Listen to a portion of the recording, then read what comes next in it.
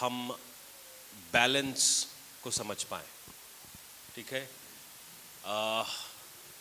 हर चीज़ में बैलेंस की ज़रूरत होती है।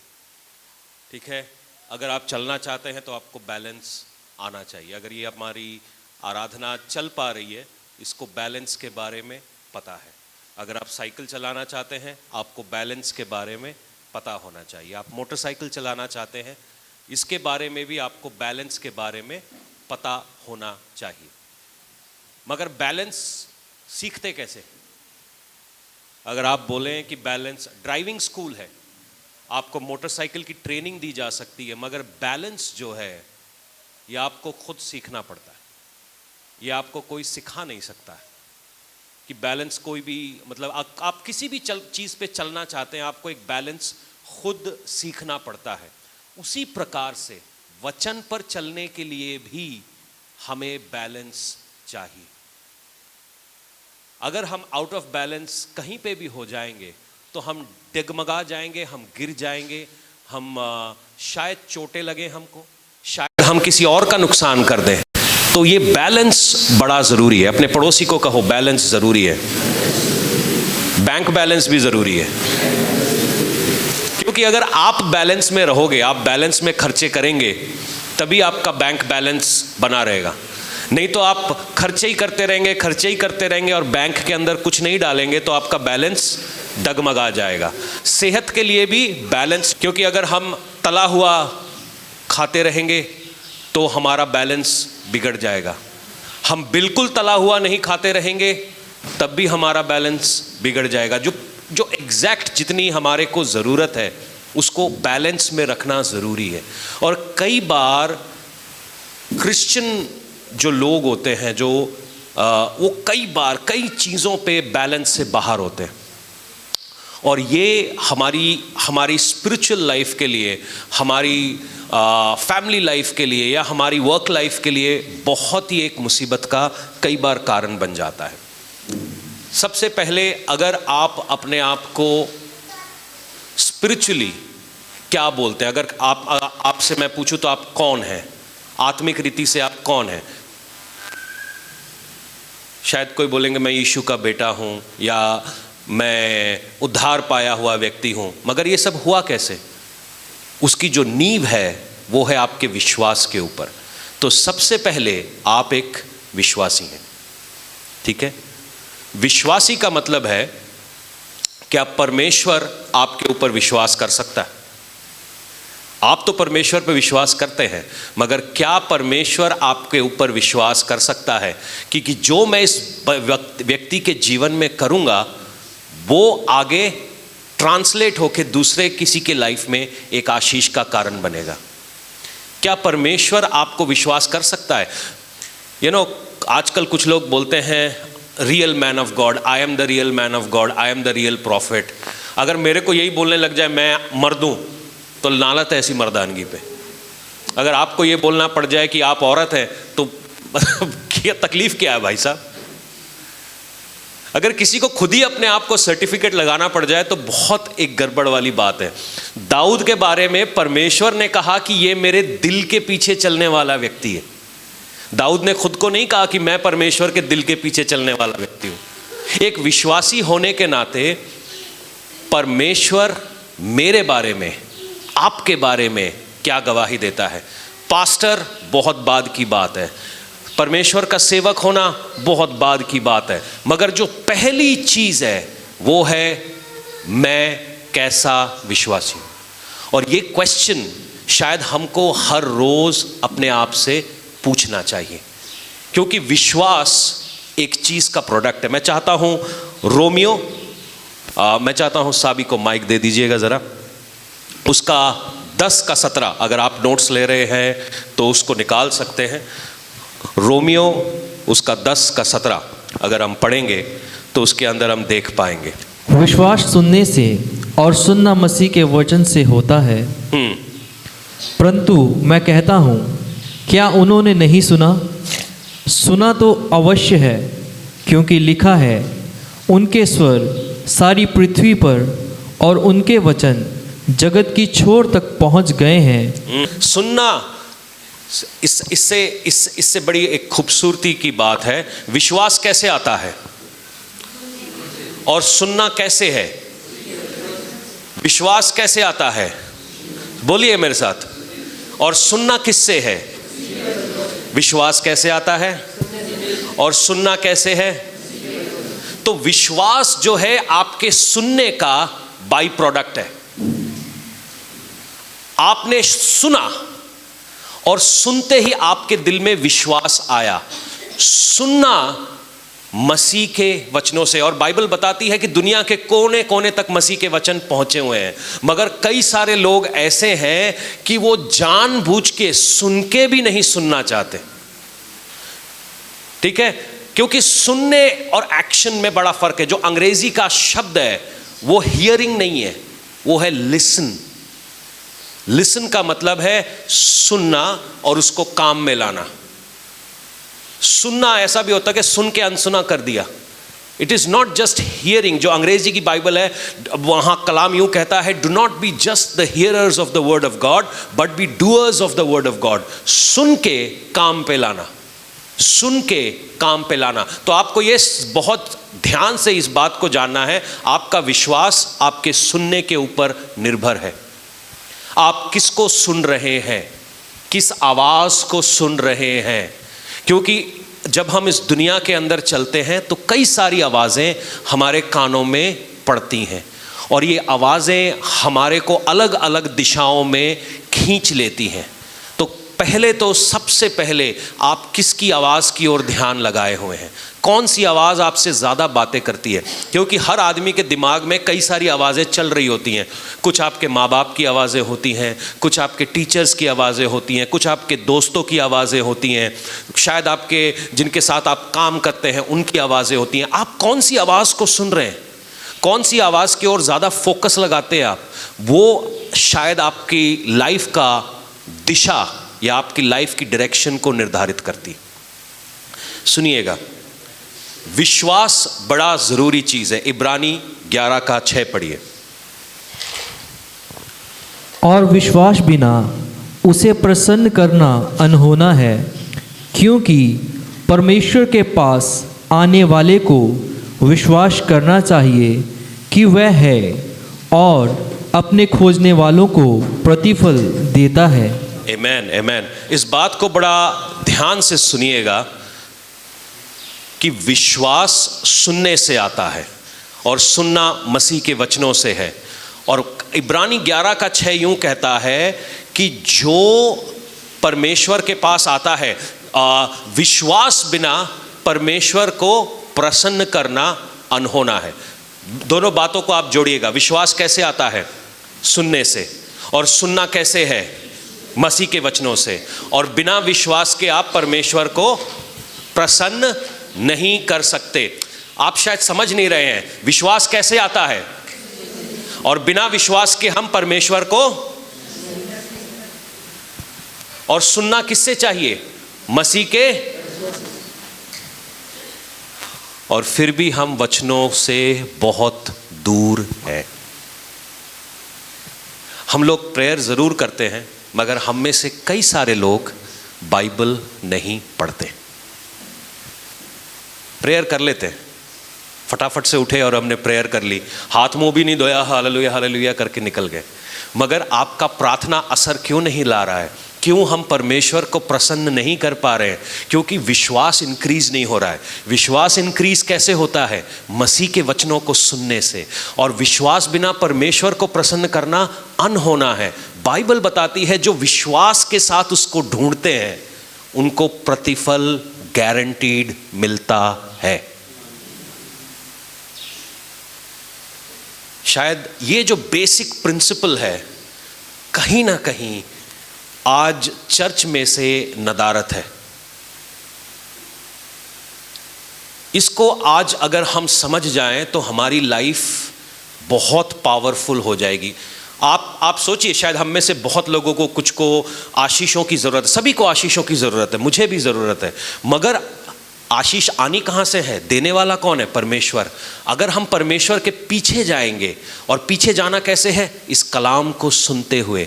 और वो बाइबल कहता है, इब्रानी 11:6 में लिखा है कि वो अपने ढूंढने वालों को प्रतिफल देता है।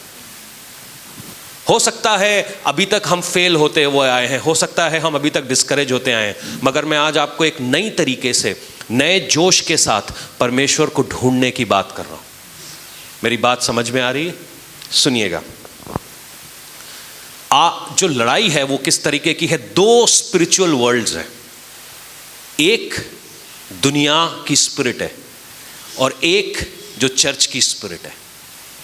बाइबल यूं बताती है कि तुमने मुझे नहीं चुना। प्रभु यीशु मसीह यूं कहते हैं कि तुमने मुझे नहीं चुना, मैंने तुम्हें चुना है और अलग किया है।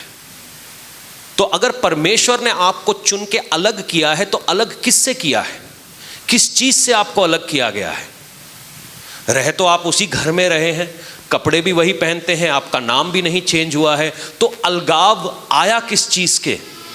कौन सी चीज से परमेश्वर आपको डिवाइड करके अलग रखना चाहता है? एक स्पिरिट है जो दुनिया की स्पिरिट है, और ये स्पिरिट, जैसे होली स्पिरिट आपसे बातें करती है, दुनिया की स्पिरिट भी आपसे बातें करती है। और इस आवाज को फर्क हम कर नहीं पा रहे हैं। क्योंकि हम इस आवाज को फर्क नहीं कर पा रहे हैं, तो जो परमेश्वर की जो ब्लेसिंग्स हैं, जो वो हमारी लाइफ में फ्लो नहीं कर पा रही हैं। फिर हम अंदर ही अंदर परेशान होते हैं कि यार हम चर्च जा रहे हैं, हम सब कुछ कर रहे हैं, मगर ये हो क्यों नहीं रहा? क्योंकि आपके आवाज, जो आपकी कान है, वो दुनिया की तरफ ट्यून हुए पड़े हैं। दुनिया की स्पिरिट क्या बात करती है? ये कलाम में से पढ़ेंगे, 1 कुरिन्थियों 2:12।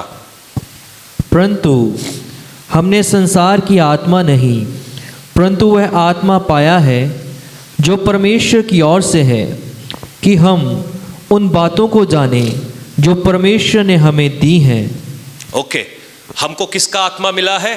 परमेश्वर का आत्मा। और वो क्यों मिला है? ताकि हम डिसर्न कर सके, जाने कि प्रभु की तरफ से क्या है और प्रभु की तरफ से क्या नहीं है।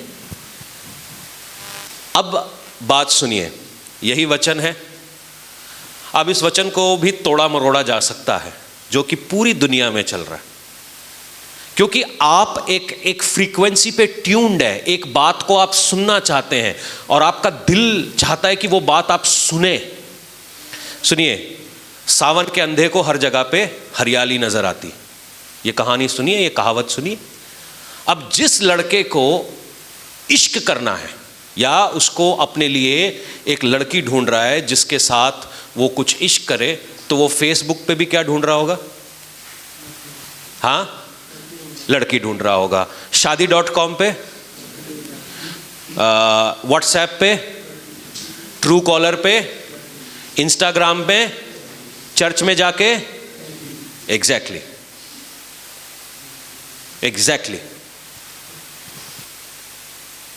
आप किसको ढूंढ रहे हैं? बाइबल बताती है परमेश्वर अपने ढूंढने वाले को प्रतिफल देता है। मगर मैं चर्च किस लिए जा रहा हूं? यहां थोड़ा सा एक चैलेंजिंग इशू है, क्योंकि हम चर्च में जाना तो चाहते हैं। मेरे को किसी लड़का लड़की की शादी से कोई तकलीफ नहीं है, जब दोनों चर्च में आ रहे हैं, विश्वासी हैं, ईमानदारी से शादी करिए, देयर इज नो प्रॉब्लम। मगर प्रॉब्लम क्या है? आप किसको ढूंढने चर्च में जा रहे हैं? और हम ढूंढ किसको रहे हैं?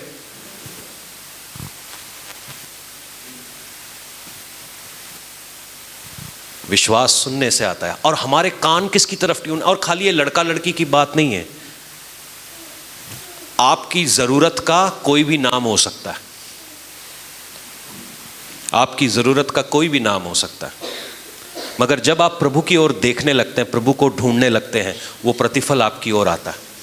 और ढूंढना कैसे है? विश्वास के साथ। मगर दुनिया की जो स्पिरिट है ना, वो हमको कानों में इतना कंफ्यूज करती है कि सही बात हमें सुनाई नहीं देती है, सही बात हम सुनना नहीं चाहते हैं। इतने सारे लोग इस पूरी दुनिया के अंदर हैं जो सही बात सुनना नहीं चाहते हैं। उनको चाहिए कि उनकी मतलब की बात जहां पर हो जाए। मैं चाहता हूं इसी बात को ध्यान में रखते हुए याकूब 4 उसका 4 से लेकर 6 तक पढ़ेंगे। James chapter 4 verse 4 and 6। हे व्यभिचारिणियों, क्या तुम नहीं जानती कि संसार से मित्रता करनी परमेश्वर से बैर करना है। क्या क्या संसार से क्या क्या संसार से क्या? संसार से मित्रता करनी परमेश्वर से बैर करना है। अच्छा, जो कोई संसार का मित्र होना चाहता है वह अपने आप को परमेश्वर का बैरी बनाता है। क्या तुम ये समझते हो कि पवित्र शास्त्र व्यर्थ कहता है, जिस आत्मा को उसने हमारे भीतर बसाया है, क्या वह ऐसी लालसा करता है जिसका प्रतिफल डाह हो? वह तो और भी अनुग्रह देता है। इस कारण यह लिखा है, परमेश्वर अभिमानियों का विरोध करता है पर दीनों पर अनुग्रह करता है। अगर आप कुछ अंडरलाइन करना चाहते हैं तो आज इसको अंडरलाइन कर लीजिएगा। It's a very powerful verse, बहुत ही सामर्थी एक वचन है ये। दुनिया से दोस्ती, परमेश्वर से। अब आप एक रस्सी खींचे कि आपने वो केस वो देखा है कभी? रस्सी, एक टग ऑफ वॉर कहते हैं उसको, जो रस्सी खींचने का, रस्सी खींचा होता है, ठीक है। कुछ पार्टी इस तरफ होती है, कुछ पार्टी उस तरफ होती है, और बीच में बेचारी रस्सी होती है। और हम में से कई सारे रस्सी की तरह हैं। जब दुनिया खींचती है हम दुनिया की तरफ, चर्च खींचता है चर्च की तरफ, मुझसे मिल गए तो मेरी तरफ, फिर दुनिया खींचने लगी दुनिया की तरफ, फिर मंडे को फिर चर्च की तरफ, फिर दुनिया की तरफ। ये चलता रहता है हमारे बीच में। और जैसे ही हम दुनिया के पाले में गए, हमने परमेश्वर से बैर पा लिया। मेरी बात आप थोड़ा सुनिएगा ध्यान से, ठीक है। और जैसे ही हम परमेश्वर से बैरी, क्या परमेश्वर अपने बैरी को ब्लेस करेगा? एक प्रैक्टिकल चीज हमने सोचनी है। हम दुनिया में रहते हैं, हम दुनिया से कट ऑफ नहीं हो सकते। परमेश्वर ये नहीं कह रहा है कि आज से सारे हिमालय की चोटियों में चले जाओ और वहां पे अपना घर बना लो। परमेश्वर बिल्कुल नहीं कह रहा है। मगर परमेश्वर क्या कह रहा है कि ये जो रीति रिवाज, ये जो चालाकियां हैं, ये जो बातें जो हमने दुनिया में सीखी हैं, उससे अपने आप को बचा के रखो। सुनिएगा, कलाम क्या कहता है कि सांपों की तरह, हम चर्च में क्या बात करते हैं, गुग्गू की तरह निर्दोष, मगर परमेश्वर साथ में बोलता है सांप की तरह चालाक बनो। क्योंकि अगर आप यहां से चालाक नहीं है, आपकी स्पिरिचुअल इंटेलिजेंस नहीं है, हर कोई आपको गधा बनाएगा। हर कोई आपको गधा बनाएगा। हो क्या रहा है सारी दुनिया में? आप मुझे मालूम है, अगर आज आप यहां पर बैठे आपको क्या चाहिए, मैं वैसे ही कलाम आपको दे सकता हूं, आप यहां से नाचते हुए जाएंगे। अगर कोई जिसको बाइबल मालूम है ना, उसको तोड़ मरोड़ के अच्छे से पेश कर सकता है। आधा पढ़ दूंगा मैं आपको, आधा पढ़ के सुना दूंगा। आप सोचेंगे ये लिखा है ऐसा, मगर उसके आगे भी तो लिखा है, उसके पीछे भी लिखा है। आधा पढ़ के सुना दूंगा, आप खुश हो जाएंगे। तोड़ मरोड़ के मैं आपको फैक्ट्स पेश कर दूंगा, आधा पेश कर दूंगा, आप खुश हो जाएंगे। मगर उससे खुश होने से आप प्रतिफल नहीं पा रहे। मैं कुछ कहानियां बड़े दुख के साथ आपको सुनाना चाहता हूं। ये बड़े खूबसूरती से इसमें बोला गया है व्यभिचारिणियों, और ये चर्च से परमेश्वर बात कर रहा है। याकूब ने जब ये पत्री लिखी थी, ये चर्च के बाहर नहीं लिखी थी, ये चर्च के लिए लिखी थी, अन्य जातियों के लिए नहीं लिखी थी, चर्च के लिए लिखी गई थी। मैं दो कहानियां आपसे शेयर करना चाहता हूं और उसको इस आयत से मिला लीजिएगा। जब हम धारीवाल आए तो यहाँ पर बिना किसी का नाम लिए, शायद आप लोग जानते ही होंगे, तो हम धारीवाल आए तो यहाँ पर कोई हमको इस्टेब्लिश, पहले मैं तो आना नहीं चाह रहा था यहाँ पे। मेरा दिल था कि पंजाब में एक छोटा सा Bible, short term Bible school हम खोल दें। 1 महीने मैं आ जाऊं और 1 महीने किसी और को भेज दूं, तो ऐसे साल में करीबन 3-4 छोटे छोटे हम कोर्सेज पंजाब के अंदर, पंजाब के लोगों के लिए करना चाह रहे थे। उससे ज़्यादा मेरा धारीवाल में इंटरेस्ट नहीं था, क्योंकि जिस दिन मैं पहली दिन धारीवाल आया, मैं थोड़ा एक्चुअली डर गया। मैं अक्टूबर के महीने में शायद आया था और मैंने देखा कि एक कैसी जगह है जहाँ ये जो मेन रोड है, मैं वहाँ से धारीवाल के अंदर घुसा, लाइट ही नहीं थी। मैं कहा ये कौन सी जगह है जिसमें हाईवे पे लाइट नहीं है। मैंने कहा यहाँ नहीं जाना भाई। फिर थोड़ी दूर आगे गया, नहर आ गई और नहर में इतना सारा ट्रैफिक जैम, कै कै पै पै चैं चैं। मैंने कहा ये बड़ी अजीब जगह भाई, यहाँ नहीं आना। फिर मैं एक बच्चे से मिला तो उसने, मैंने कहा ABCD सुना, कहता है G फॉर ग्रापस, H फॉर होरस। मैं क्या स्यापा, मैं तो कतई नहीं आना। और फिर मैं मज़े में वापस चला गया। फिर परमेश्वर ने मेरे दिल पे डाला, मैं धारीवाल आ गया। तो जो व्यक्ति मेरे को यहाँ पर लाने के लिए इंस्ट्रूमेंटल था, तो वो हमारे साथ, वो चाह रहे थे सेवकाई करना, और उनके दिल में भी था, वो अन्य जाति से आए थे। और जो हमारा शाहपुर का चर्च था, वहाँ के अंदर वो रह रहे थे, उनको एक चर्च से अच्छी खासी सैलरी भी जा रही थी, उनका बिजली और जो भी है वो सारा एक्सपेंस चर्च उठा रहा था। तो न जाने क्यों उनकी हस्बैंड वाइफ के बीच में एक इक्वेशन चेंज हुई, और पत्नी को लगा, क्योंकि वहाँ पे एक मेथोडिस्ट चर्च था, और मेथोडिस्ट चर्च के पादरी साहब को पता नहीं सच है झूठ है मुझे नहीं पता, मेथोडिस्ट चर्च के पादरी साहब को 10,000 रुपये तनख्वाह मिलती है। तो मैंने कहा 10,000 रुपये तनख्वाह मिलती है, वो पादरी साहब कितने समय से मेथोडिस्ट चर्च में हैं, कितने तरीके से है? कहता नहीं वहाँ 10,000 मिलती है। मैंने कहा आपको तो बाइबल भी नहीं खोलनी आती है, मैं आपको 10,000 कहाँ से दे दूँ? चलिए चलने लगा। फिर अब इसके पत्नी के दिमाग में आया, नहीं मेरा हस्बैंड बहुत, इससे ज़्यादा इसको मिलना चाहिए। ठीक है जी। हालात उन्होंने ऐसे बना दिए कि वो चर्च से बाहर चले गए, और चर्च से बाहर गए। और उसकी बात की कहानी मैं आपको सुनाता हूँ कि जैसे ही वो चर्च से बाहर गया, वो हस्बैंड ने किसी और लड़की के साथ चक्कर चला लिया, इनको छोड़ दिया, किसी और के साथ शादी कर ली। फिर बीच में वो सिख बन गया था, अभी पता नहीं सिख है कि है, ओके डन है जी, कि वो क्रिश्चियन है मुझे नहीं पता। और उनकी सुनने में आया उनकी जो पत्नी है उन्होंने भी तलाक ले लिया, किसी से शादी कर ली, मुझे कहानी पूरी नहीं पता। प्रभु के साथ दीन होके चलते तो क्या परमेश्वर परिवार को नहीं बचाता? अब मेरा सवाल उनसे है, मिल गए तेरे को 10,000?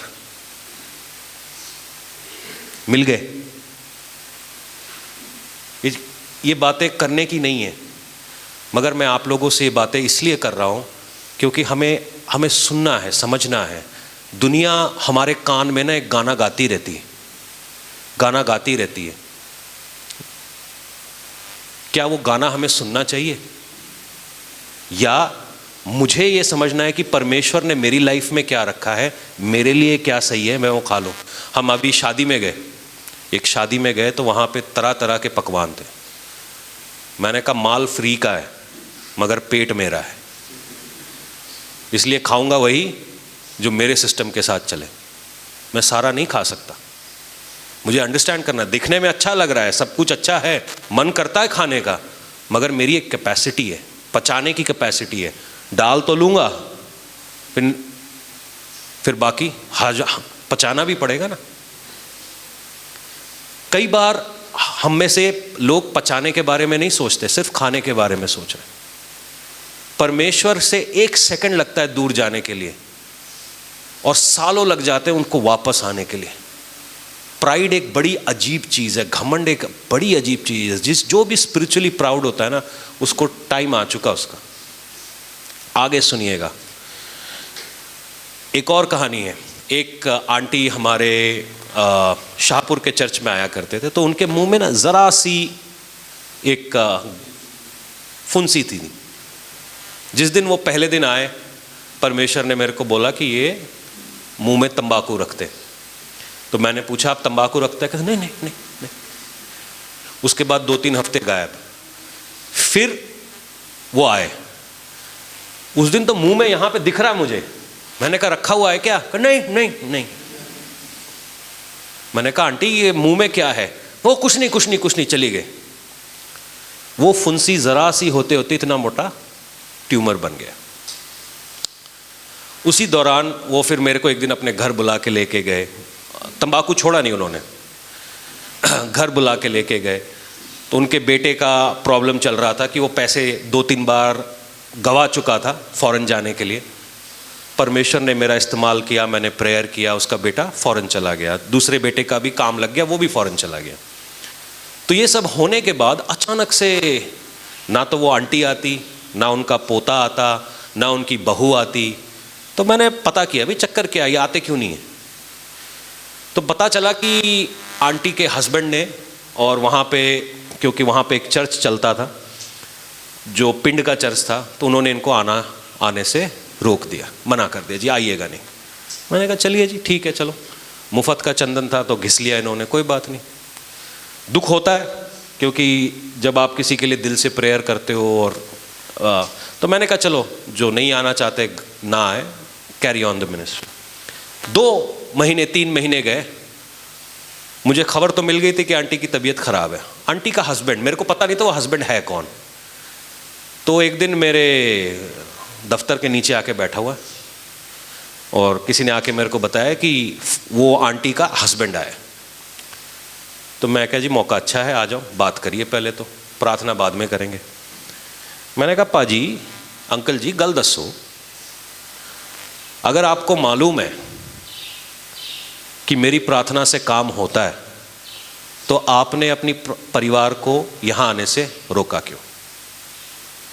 आप जिस मिशन के लिए मैं आया हूँ उस मिशन को बर्बाद कर रहे हो, और मैं चाह रहे हो कि मैं आपको आके आशीष दूँ।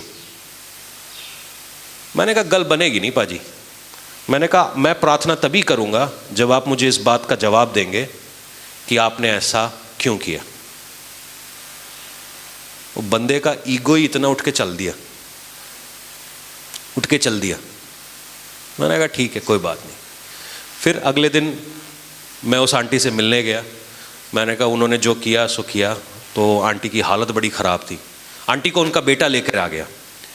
तो मैंने कहा कोई बात नहीं आंटी, मैं आपके लिए प्रेयर करूँगा और प्रभु को आप स्थान दो। मगर कुछ दिनों के बाद, शायद हफ्ते भर के बाद, आंटी प्रभु में सो गए। मैं ये 2 कहानियाँ आपसे क्यों शेयर कर रहा हूँ? क्योंकि दुनिया आपको फूलिश बनाने की कोशिश कर रही है। ऐसे लाखों लोग मिलेंगे जो आपको ये जो दुनिया की स्पिरिट है ना, इसके साथ ट्यून कराने के लिए कोशिश करेंगे, क्योंकि उनको समझ ही नहीं है, उनको पवित्र आत्मा का पता ही नहीं है, उनको पता ही नहीं है होली स्पिरिट काम कैसे करती है। 2 कहानियाँ बड़ी दुख भरी हैं, क्योंकि जिन लोगों को परमेश्वर ने चुन के अलग किया था, हम उनको वापस ले गए, कलाम से दूर ले गए, अभिषेक से दूर ले गए, प्रेयर से दूर ले गए। और करने वाले कौन हैं? उनके खुद के घर वाले। कई बार हमारे दोस्त होते हैं, कई बार हमारे और लोग होते हैं। हम समझ ये हमारे को स्पिरिचुअल इंटेलिजेंस चाहिए कि रूह को खुराक कैसे मिल रही है, ये है क्या, किस तरीके से है। क्योंकि हम शरीर को खिला पिला देते, कई बार रूह को नहीं खिलाते, रूह को क्वेंच कर रहे हैं, रूह को दबा रहे हैं। क्योंकि जैसे ही रूह की बात होती है ना, डीमंस नाचने लगते हैं, डीमंस लोगों को परेशान करते हैं, उनको चर्च आने नहीं देंगे। मगर ऐसी चर्चों के अंदर जहां भंगड़े पाए जा रहे हैं और बिना बात के कलाम भी नहीं सिखाया जाता, प्रेयर भी नहीं, कि वो वहां जाके बैठे।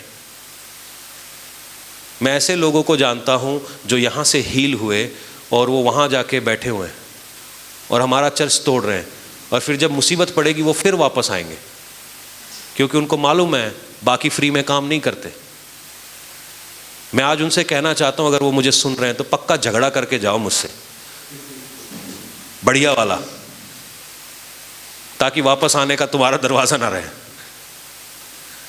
सुनिए आगे, ये बात यहाँ ख़त्म नहीं होती है। लड़ाई को हमें समझना है। ये बहुत सैड बात है, ये बहुत सैड बात है। खाली इस चर्च की बात नहीं है, ऑल ओवर द वर्ल्ड जो दुनिया की स्पिरिट है वो चर्च के अंदर कैसे घुस चुकी है, कैसे हम चर्च क्यों जाते हैं? It should be a feel good factor.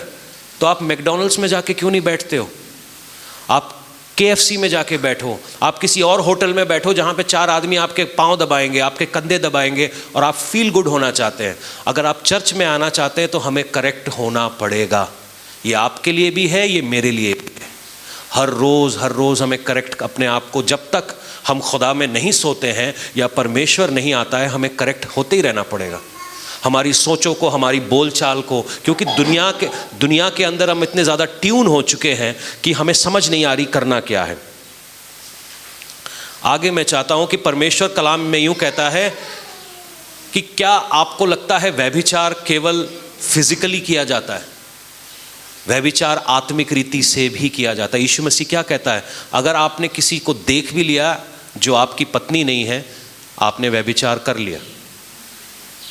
Physical act नहीं है, ये देखने की बात है। अगर आपने देख लिया ये मेरा पति, मतलब किसी के साथ हम जुड़ गए जो हमारे साथ, मतलब जो हमारा हस्बैंड नहीं है, हमारी वाइफ नहीं है, और हमने अपने लिए दरवाजे खोल दिए शैतान के काम के लिए। सुनिएगा क्या बात होती है। अडल्ट्री क्या है? आप में से कई सारे लोगों की शादी हो चुकी है। अडल्ट्री है कि आप रह रहे हैं सिस्टर शन्नो के साथ, मगर आपके दिमाग में चल रही है कटरीना कैफ, है ना? और शन्नो रह रही है भाई मंगे के साथ, मगर उसके दिमाग में कौन चल रहा है? शाहरुख। बैठे चर्च में है, मगर सेवा किसकी करते हैं? मेमन की, पैसे की। कहते हैं हम विश्वासी हैं, मगर हमारी हरकतें अविश्वासियों से भी बुरी हैं। यह है अडल्ट्री, कि हम परमेश्वर को छोड़कर किसी और चीज के पीछे कैसे भाग जाते हैं। इसको बोलते हैं व्यभिचार। खाली फिजिकल मेल नहीं है। मैं ये नहीं बोल रहा हूं क्या परमेश्वर आपको देना नहीं चाहता, मैं आज कलाम से बोलता हूं आपको देना चाहता। अगर वो आपको चंगा नहीं करना चाहता तो कोड़े क्यों खाता? अगर वो आपको पावरफुल जीवन देना नहीं चाहता तो वो मौत को क्यों सहता? अगर वो आपको अमीर नहीं करना चाहता तो वो खुद गरीब क्यों बनता? उसने सलीब क्यों सही? ताकि मैं और आप ब्लेस्ड हो जाएं। मगर हम ब्लेसिंग को पकड़ लेंगे और परमेश्वर को जाने देंगे, यही हमारी रिलेशनशिप का सबसे खतरनाक पॉइंट है। This is the spirit of the world, जो कंफ्यूजन की आत्मा है, जो घमंड पैदा करती है आत्मा। ये जो चीज़ हमारे अंदर काम करने लगती है, ये स्पिरिट ऑफ द वर्ल्ड है। इसको हमने समझना है। ये कैसे इन्फ्यूज हो चुकी है चर्च के अंदर। जितने एस से हैं वो सारे आशीषित हो रहे हैं, मगर कोई ये नहीं कह रहा है जितने एस से हैं वो अपने मन को फिराओ, परमेश्वर के पास आओ और अपना जीवन बदलो। जितने एस से हैं वो आशीषित हो। मतलब what kind of a prophecy is this? मतलब वो पीछे से चीख हालेलुया और प्रोफेसी है ये? मखौल कर रहे हो आप। और ये सारी बातें हम सुनने जा रहे हैं, टेढ़ा मेढ़ा वचन सुनने जा रहे हैं।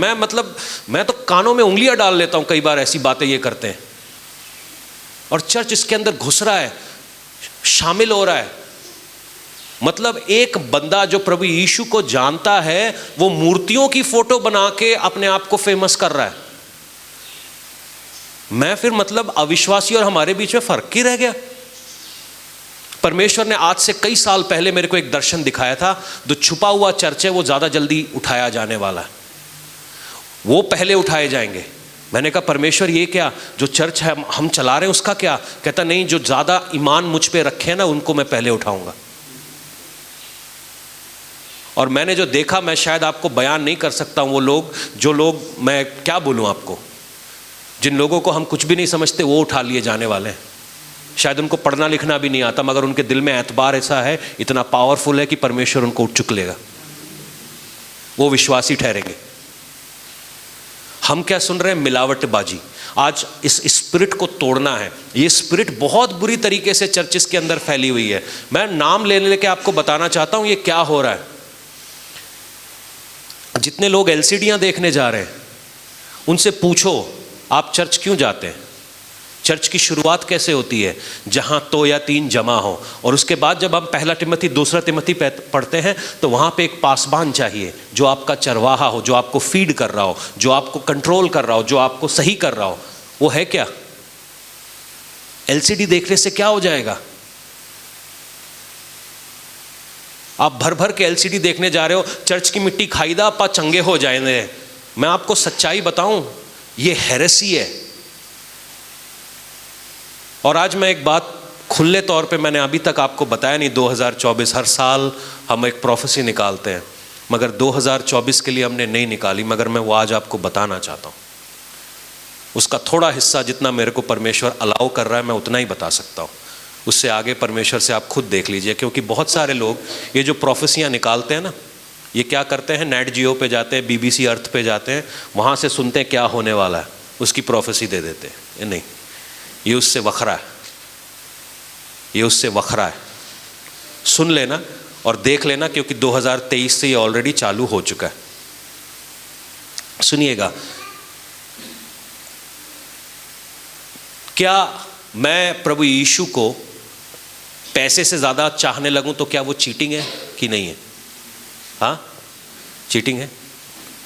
ये मेरे लिए भी है और आपके लिए भी है, ये पासबान के लिए भी है और चर्च के लिए भी है। तो पासबान को परमेश्वर का कलाम कहता है सेतमेंद मिला है, सेतमेंद दो। तो क्या ये कलाम आपके लिए भी है कि सेतमेंद मिला है, सेतमेंद दो? तो ये दोनों के लिए है, ठीक है। और परमेश्वर हमको इससे न्याय करने वाला है। एक जो आज की चर्च में बोला नहीं जाता, परमेश्वर हीलर है, आप विश्वास करते हैं? परमेश्वर आपको मौत से जिलाने वाला परमेश्वर है, विश्वास करते हैं? चंगाई देने वाला परमेश्वर है, विश्वास करते हैं? राजाओं का राजा है, विश्वास करते हैं? छुटकारा देने वाला है, विश्वास करते हैं? मगर क्या आप ये भी विश्वास करते हैं कि वो न्याय करने वाला परमेश्वर है? वो न्याय करेगा। जो सबसे पहले वो जब गद्दी पर आएगा वो कहता मैं न्याय करूंगा। वो हीलिंग नहीं करेगा, वो डिलीवरेंस नहीं करेगा, वो न्याय करेगा। और कई बार हम इस बात से हट जाते हैं। सुनिएगा, लेवी व्यवस्था उसका 17 का 14 पढ़िएगा। क्योंकि शरीर का प्राण जो है वह उसका लहू ही है, जो उसके प्राण के साथ एक है। इसीलिए मैं इज़राइलियों से कहता हूँ कि किसी प्रकार के प्राणी के लहू को तुम ना खाना, क्योंकि सब प्राणियों का प्राण उनका लहू ही है। जो कोई उसको खाए वह नष्ट किया जाएगा। आमीन। परमेश्वर ये चर्च से कह रहा है, इज़राइल से कह रहा है, जो यहोवा यीरे को मानते हैं, कि कहता है किसी भी प्राणी का लहू नहीं पीना। किसी भी प्राणी का, तो चर्च से भी कहता हूं अपने पास्टर का, पास्टर भी अपने चर्च का, अरे जोर से बोलो ना, खून नहीं पीना, है ना। तो लहू पीने से क्या होता है, परमेश्वर क्या कहता है कि उसको नाश किया जाएगा। कोई भी मुर्गा काट के उसका लहू नहीं पीना, कोई भी बकरा काट के उसका लहू नहीं पीना, क्योंकि ये परमेश्वर के कलाम के खिलाफ है।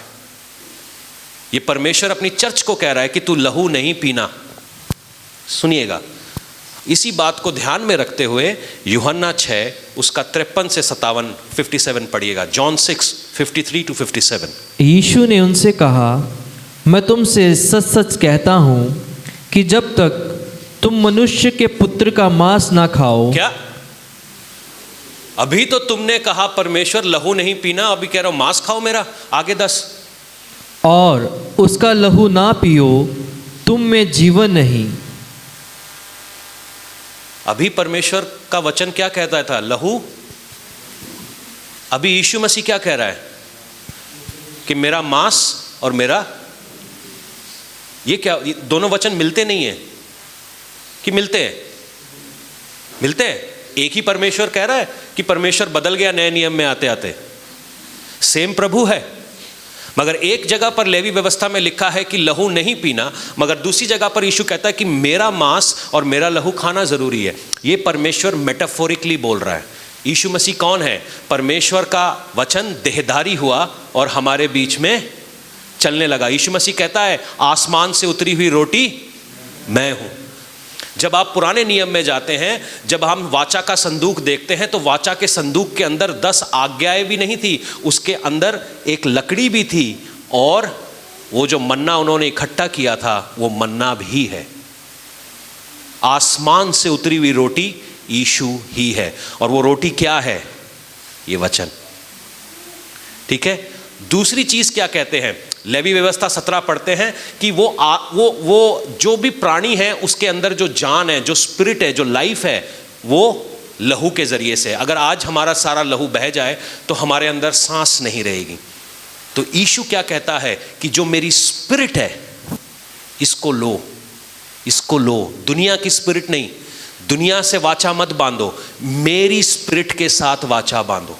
मेरी बात समझ रहे हैं? जितने लोग परमेश्वर के इसको नहीं पिएंगे, स्पिरिट से नहीं पिएंगे, स्पिरिट से अपनी प्यास को नहीं बुझाएंगे, वो हमेशा परमेश्वर के विरोध में काम करते रहेंगे।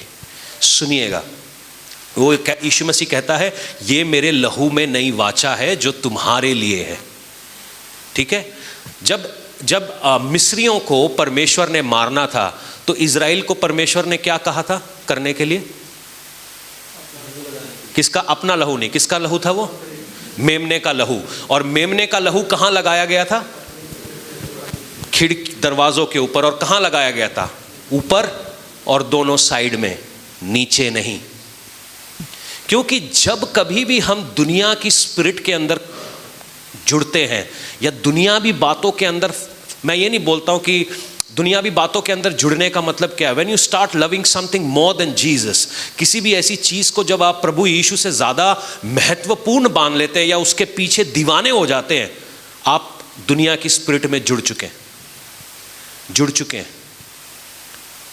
यीशु मसीह कहता है कि तुम मेरे बिना कुछ नहीं कर सकते। तो मेरे को ये समझना है कि मैं जब प्रभु के पास जाऊंगा तभी सेवकाई कर पाऊंगा, मैं जब प्रभु के साथ जुड़ूंगा तभी मैं आगे ग्रो कर पाऊंगा, तभी मैं अपने लिए पैसे रख पाऊंगा, अपनी हेल्थ रख पाऊंगा। मगर मैं उसके पीछे दौड़ने लग गया तो, प्रभु को छोड़ दिया और बिजनेस के पीछे दौड़ने लग गया तो, प्रभु को छोड़ दिया नौकरी के पीछे दौड़ने लग गया तो, प्रभु को छोड़ दिया और बाकी चीज़ों के पीछे दौड़ने लग गया, फिर तो मैं एक्चुअली क्या कर रहा हूँ? वो जो लहू मेरे लिए बहा है उसको मैं अपने पाँव के नीचे रौंद रहा हूँ। जब कभी भी आप परमेश्वर के कलाम के विरोध में जाने लगते हैं, उसकी स्पिरिट के विरोध में जाने लगते हैं, वो जो लहू डोर पोस्ट के नीचे नहीं लगना था, आप लहू को अपने पाँव के नीचे रौंदने लगते हैं। जब भी आप मिलावट वाला कलाम सुनते हैं, मिलावट वाली सेवकाइयों में जाते हैं, मिलावट वाली चीज़ों में जाते हैं, आप परमेश्वर को अपने पाँव के नीचे रौंद रहे होते हैं। किसी को मैंने एग्जाम्पल दिया था, व्यभिचार का मतलब है किसी के साथ संबंध बना लेना जो आपके लिए नहीं है। अगर आपको पैसा ज़्यादा पसंद है तो आप पैसे के साथ एक शारीरिक संबंध बना लेते हैं, स्लीपिंग विद द मनी। मैं एक किताब लिखने के प्रोग्राम में हूँ, तो उसके अंदर एक चैप्टर मैंने ख़ास तौर पे लिखा है, स्लीपिंग विद द मनी, जो पैसों के साथ व्यभिचारी रिश्ते बनाते, चूस लेता है आपको वो अंदर ही अंदर से। बट एनीवेज वो बात कभी बाद के लिए है। मगर मैं आज आपको बताता हूं, जब काइन ने आबिल को मारा, ठीक है, तो आबिल का लहू किसके ऊपर गिरा? और परमेश्वर का कलाम क्या कहता है? ये जो लहू, निर्दोष लहू बहाया तूने, ये क्या कर रहा है? और पुकार कर क्या बोल रहा है? मेरा न्याय करो। जब कभी भी हम परमेश्वर के उस लहू की वाचा से बाहर जाते हैं तो हम अपने ऊपर जजमेंट बुला रहे हैं, जजमेंट बुला रहे हैं। आप सब दुखी हो सकते हैं, मगर ये एक सच है जिसको हमने समझना है। जिसको चर्च सुनना नहीं चाहती, जानना नहीं चाहती, उनको क्या है? ताली बजाइए, हालेलुया बोलिए, खड़े हो जाइए, सब विश्वास करिए, तुम्हारे सबके कनाडा के वीज़े आ रहे हैं, तुम चंगे हो रहे हो। अरे हो गए कैसे? जो प्रिंसिपल सही नहीं है, तो आप प्रिंसिपल ही सही नहीं है। परमेश्वर अपने प्रिंसिपल से बाहर, अपने तौर तरीकों से बाहर कुछ नहीं करता। मेरी बात बहुत ध्यान से सुनिएगा। आपको मालूम है विश्वास कैसा प्रोडक्ट है? आपने वो औरत की कहानी सुनी है जिसको 12 साल से लहू बह रहा था? हाँ जी, ओके।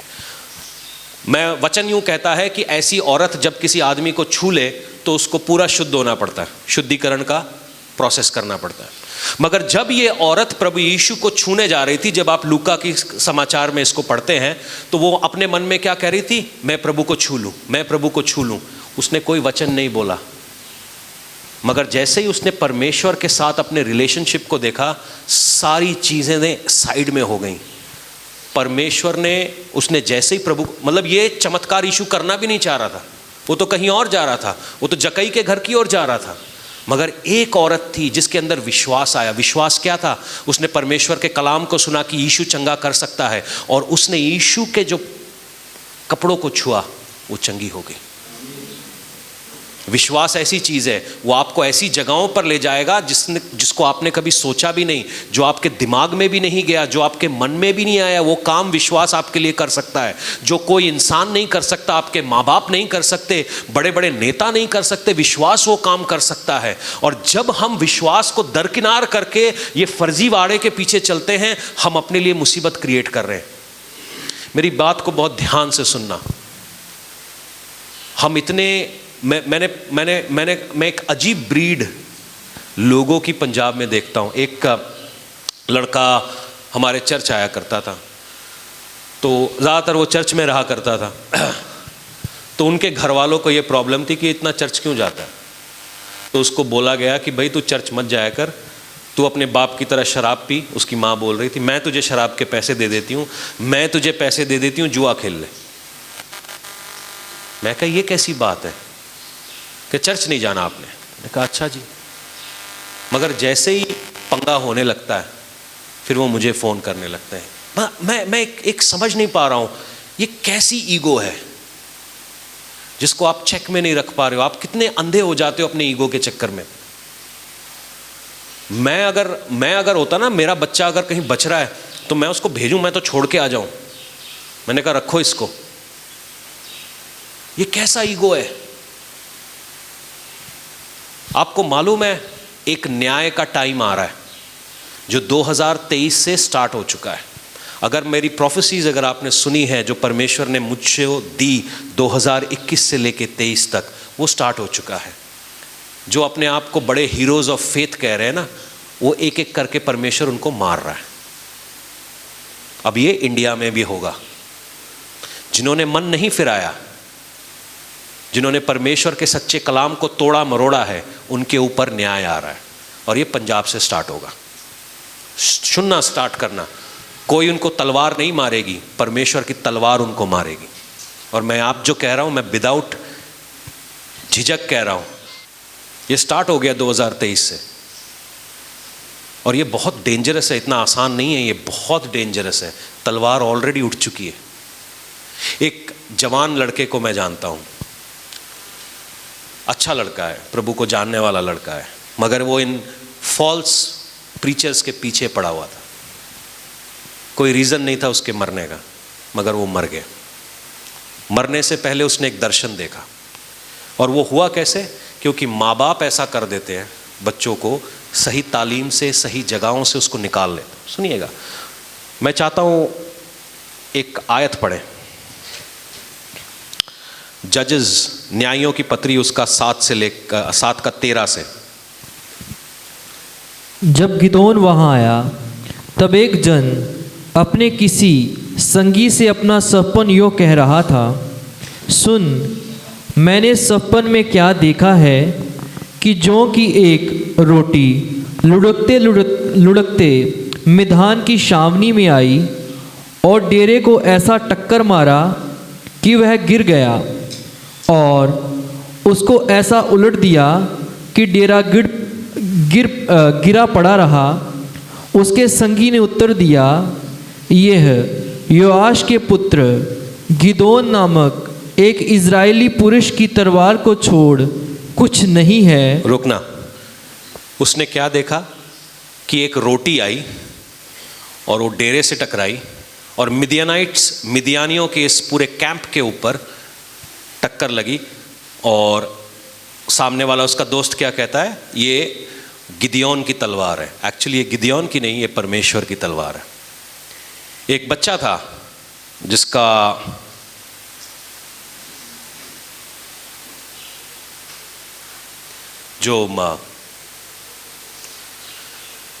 ऐसे ही किसी एक फॉल्स मिनिस्ट्री में जा रहा था, और जब उसकी मौत हुई, उससे पहले उसने ये दर्शन देखा कि एक रोटी मेरे सर से टकरा गई।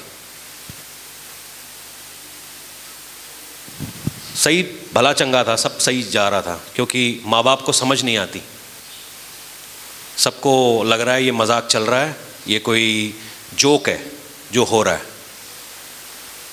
लड़का अभी भी मैं गारंटी बोलता हूँ बढ़िया था, मगर कई बार जब हम इतने ज़्यादा ईगो में हो जाते हैं ना तो हमें कुछ दिखता नहीं। गिरा और मरा, और उससे पहले उसने खुद सपना देखा कि रोटी मेरे सर से टकरा रही है। रोटी क्या है?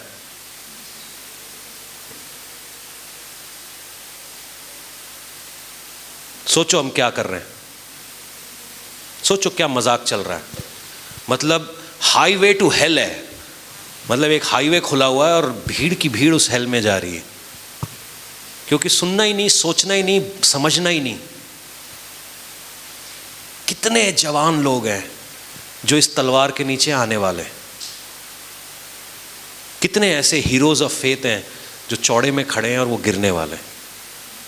ये 2024 में होगा, मगर मैं अपने झुंड के लिए मांगता हूँ, जब परमेश्वर की तलवार चले तो उस लहू के पीछे छुपे रहना, उस लहू से गद्दारी नहीं करना, क्योंकि वो लहू ही हमें बचाएगा। वो लहू जो उस क्रूस पे बहा है वो पवित्र है। रिपेंटेंस में चलो, रिपेंटेंस में चलो। मैं कहता हूँ मन फिराओ। शायद ये आप लोगों की समझ नहीं आ रहा, कलीसिया के अंदर आशीषें लाओ, मन फिराओ, यही कलीसिया की बरकत है।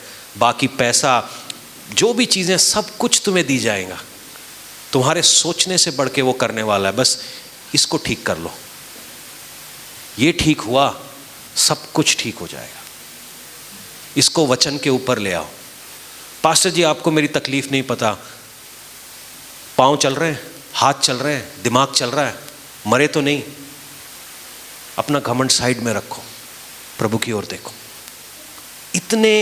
हम इतने अंधे हो जाते हैं ना, घमंड हमें अंधा कर देता है, मालूम है, अंधा कर देता है। हमें समझ ही नहीं रहती क्या हो रहा है क्या नहीं हो रहा है। बच्चा मर गया, क्या बताऊं, क्योंकि कलाम की नॉलेज नहीं है। अगर किसी माँ को कलाम की नॉलेज होती, वो पढ़ती, तो वो भागती वहां से, उस जगह को छोड़ देती। मैं आप लोगों से सीरियसली कह रहा हूं, हाथ जोड़ के मेरी विनती है। ये बहुत ही टफ होता है जब कोई सही बंदा गलत बातों में फंस जाता है। आप मन फिराइए, प्रभु की ओर देखिए, परमेश्वर निकाल लेगा।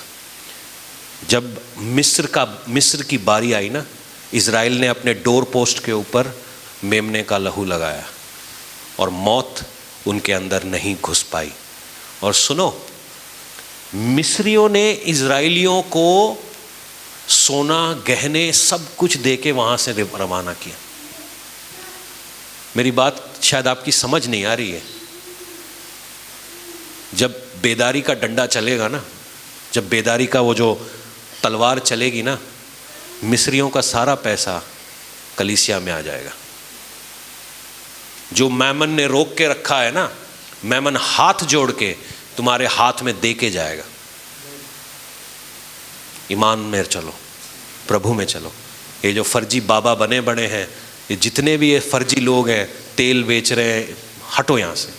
वो बड़ा अच्छा एक पोस्ट किसी ने, सूरज ने डाला था, करो धर्म का धंधा, बनाओ सबको अंधा। क्या था वो? तेरा ओरिजिनल है? हाँ, गुड। तो उसने ऐसा डाला है, सबसे बढ़िया धंधा है, धर्म का धंधा स्टार्ट कर दो, सबको अंधा बनाओ, अंधा बनाओ, सारे अंधे बन जाएंगे। एक अंधा दूसरे अंधे को कभी राह नहीं दिखाता, वो गड्ढे में गिरते। परमेश्वर से आज कहिए कि खुदावन हमें क्लेंस करें। अपने बच्चों के लिए प्रार्थना करें कि उनका दिमाग खुले, उनको बचाओ, उनके लिए फास्टिंग प्रेयर में जाओ। जो परमेश्वर ने उनके लिए रो, परमेश्वर के आगे शोक मनाओ कि परमेश्वर मेरे परिवार को बचा, मेरे लोगों को बचा, क्योंकि उसका न्याय दरवाजे पर है, उसका न्याय दरवाजे पर है। और एक पास्टर के लिए सबसे बुरा होता है जब किसी वो जवान को 6 फीट गड्ढे के नीचे डाल के आता। ये दर्द शायद आप में से किसी को समझ नहीं आएगा। कोई बुढ़ा या बुजुर्ग आदमी है, उसके दफनाओं में कोई प्रॉब्लम नहीं, मगर जब जवान आदमी दफनाना पड़े जिसको परमेश्वर के काम करने थे, वो बोझ मेरे कंधे उठाने के लायक नहीं है। मैं जितनी माएँ यहाँ बैठी हैं, मैं आपसे रिक्वेस्ट करता हूँ, प्रार्थना करो कि आपके बच्चों के दिमाग खुले, सही रास्ते पर आए, फास्टिंग पे जाओ, परमेश्वर के आगे रो, गिड़गिड़ाओ। पास्टर जी वो मेरी बात नहीं मानते, आपके लड़ने से वैसे नहीं मानने वाला। आप अपने घर का माहौल क्यों खराब कर रहे हो? प्रेयर करो कि वो बातों से मुड़ जाए, क्योंकि न्याय बड़ा करीब आ चुका है। ये वार्निंग है कलीसिया के लिए। जितने लोग मेरी आवाज़ सुनते हैं, मेरी सेवकाई फॉलो करते हैं, वो जानते हैं मैं हवा में कुछ नहीं बोलता हूँ। तैयार हो जाओ, परमेश्वर की ओर देखें। आइए हम प्रार्थना करें और एक रिपेंटेंस में चलेंगे। शुरुआत हमारे ये जितने यहाँ पे हमारे साथ बैठे हैं, हम प्रार्थना करें कि प्रभु जब तेरा न्याय हो, मेमने का लहू मेरे ऊपर पाया जाए, वो मेमने का लहू मेरे ऊपर पाया जाए। सोरोबोनो शातके नमासे दुरोसी नमहा दुरोसी नमारा बान सीते के रोबोशांदा। वो मेमने का लहू परमेश्वर, वो मेमने का लहू मांगते हैं अपने ऊपर, अपने परिवार के ऊपर, अपने बच्चों के ऊपर, अपनी कलीसिया के ऊपर। परमेश्वर वो मेमने के लहू के नीचे रख।